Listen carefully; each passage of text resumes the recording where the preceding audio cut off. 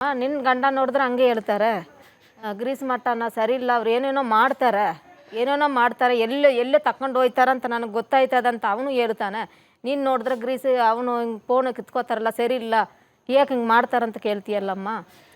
ನಾನು ಜಾಸ್ತಿ ಓದಿಲ್ಲ, ತಿಮ್ಮಾರೆಡ್ಡಿ ಹೇಳ್ತಾ ಇರೋದು, ನಾನು ಜಾಸ್ತಿ ಓದಿಲ್ಲ, ನಮಗೆ ಜಾಸ್ತಿ ಇದರಲ್ಲಿ ಗೊತ್ತಿಲ್ಲ. ಅದು ಇಷ್ಟು ಮಾಡ್ತಾ ಇರೋದು ಗ್ರೀಸ್ ಮಟ್ಟನೇ.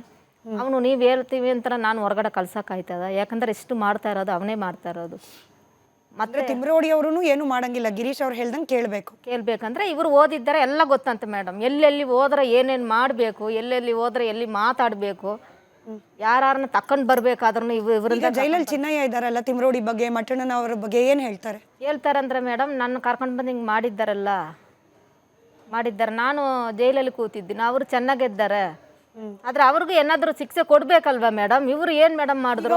ಅವರು ಕೇಸ್ ಹಾಕಿದ್ದನ್ನ ವಾಪಸ್ ತಗೊಳಕ್ಕೆ ಅವ್ರು ಎಲ್ಲಿ ಅರೆಸ್ಟ್ ಆಗ್ಬಿಡ್ತಾರೋ ಅಂತ ಹೇಳಿ ದೊಡ್ಡ ಲಾಯರ್ ಇಟ್ಕೊಂಡು ತಾವು ಅಂದ್ರೆ ಆರಾಮಾಗಿರಕ್ಕೆ ಅವ್ರಿಗೆ ಏನ್ ಬೇಕೋ ಅದ್ ಮಾಡ್ಕೋತಾರೆ ಮೇಡಮ್, ಮಾಡ್ಕೋತಾರೆ. ಮತ್ತೆ ನಿನ್ನೆ ಯಾರೋ ಮೊನ್ನೆನೇ 2 ದಿನ ಏನೋ ಯಾರೋ ವಕೀಲ ಅವರು ಹೋಗಿದ್ರಂತೆ ಮೇಡಮ್. ಅದು ಕಂಪ್ಲೇಂಟ್ ಕೂಡ ಕೊಟ್ಟಿದ್ದೀರಾ? ಕೊಟ್ಟಿದ್ದೆ ಕಾಪಿ ಎಲ್ಲ ನೀವು ಬರ್ದಿರೋದು. ಹಂಗೆ ಚಿನ್ನಯ್ಯನ ಕಲ್ಲು ಕಂಪ್ಲೇಂಟ್ ಕೊಡಿಸಿ ನಿನ್ನೆ ಹೋಗಿದ್ದೀನಿ ಮೇಡಮ್.